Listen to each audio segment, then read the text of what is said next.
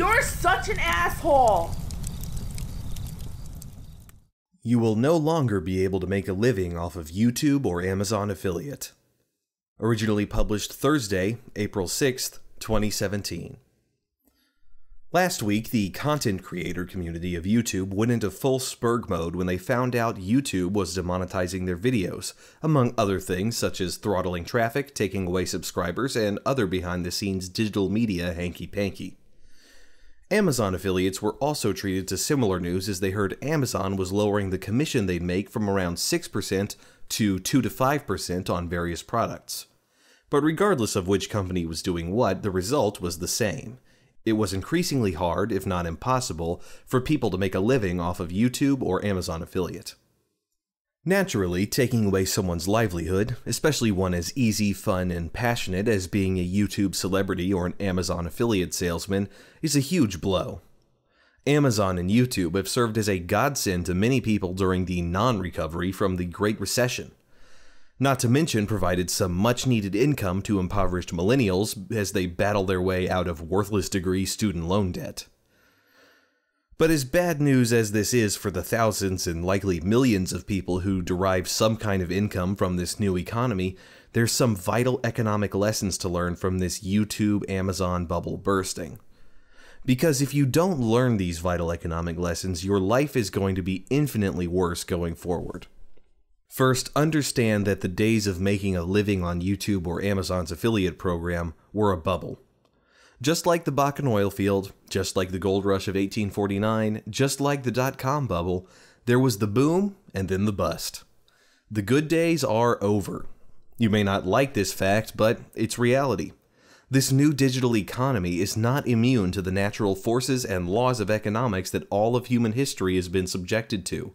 So you must come to grip with this reality and accept it. Closely related second, stop being a teacher or a government worker. A disproportionate number of YouTube content creators and Amazon affiliates are younger people, either inexperienced or ignorant about the real working world. And because they were brought up under a K-through-college environment where everything should be a certain way, they have delusional expectations that YouTube and Amazon would/should be providing this income opportunity for them forever. You know who else thinks that delusionally? Teachers and government workers. Hailing from the private sector where the economy is allowed to evolve, advance, and jettison obsolete parts of itself, I'm always amazed at how government workers, especially teachers, think that they're entitled to lifelong employment. Like a toll worker on Chicago's interstate system, they think they're entitled to hold up the rest of society just so they can keep a job.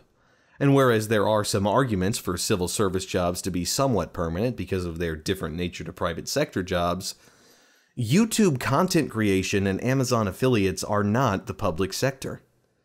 Amazon, and especially YouTube, are responding to changes in the economy so that they may, in YouTube's case, remain profitable and thus in business. As a matter of fact, if you bothered to look into their income statements, they are available, both YouTube and Amazon operate on negative or razor-thin margins. In other words, this current business model was not sustainable. And while I know your diversity studies professor who has no real-world working experience may blame this on the evil privileged white male corporations, man, the reality is that you should be happy you had the chance to make money when you did.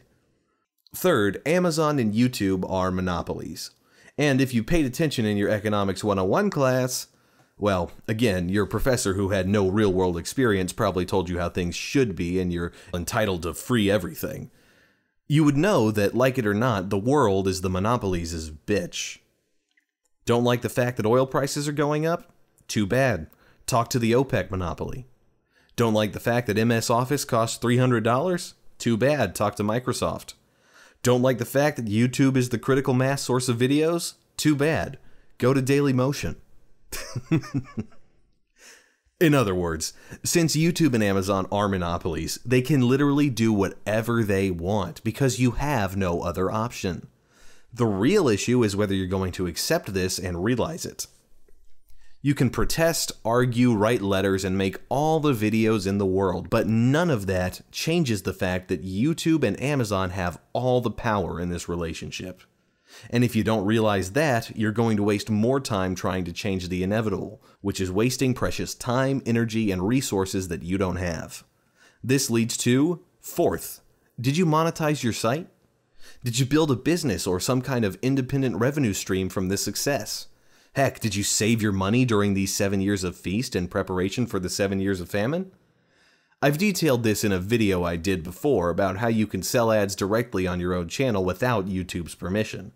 I also built up an independent empire called Asshole Consulting, where I merely use YouTube as a tool to consult, not as a means to make ad revenue, meaning I don't care if my videos get demonetized.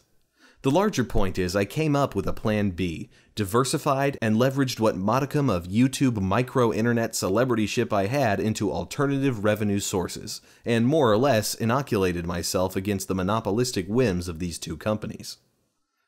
But let's be perfectly honest. Do the majority of these new internet income makers have this level of entrepreneurial hustle and business acumen? Most, though not all, of these people fell into this. They stumbled upon this digital gold either by finding out they had a voice that was popular among social media or just had a knack for making content. And much like Bakken oilfield workers pissed away their money on $70,000 Dodge heavy-duty diesel trucks, these new digital boomtown workers did the same. Jonathan McIntosh, known most primarily for being Anita Sarkeesian's boyfriend, has twice the internet following I do, but apparently can't find a job, but still desperately holds on to the hope that he'll make money doing videos. The Amazing Atheist, who at least diversified into a successful $10,000 a month Patreon e-begging racket and 1 million followers, is freaking out. If there's any bit of proof that this was a classical bubble and people's success was accidental, it would be the sheer number of leftists who made serious capitalistic bank on this bubble while not being the slightest bit hip or couth to free market economics. The larger lesson is, now that the good times are over, how are you going to react to it? Are you going to accept it, live in reality, and move on? Are you going to accept that your YouTube girlfriend dumped you and wants nothing to do with you anymore? Are you going to acknowledge and realize that fighting against this is stupid, pointless, and futile? And are you going to learn your lesson for the next time there's another Amazon, Bakken, Gold Rush, or .com boom and save your money? This is the first real-world test for a lot of millennials who had a great and fun first-time experience romping around with real-world economics. You may have squandered your opportunity this time around, but learning from it will ensure you capitalize on the next opportunity. If one ever presents itself. Because let's be honest, these bubbles are once-in-a-lifetime opportunities. Enjoy the decline.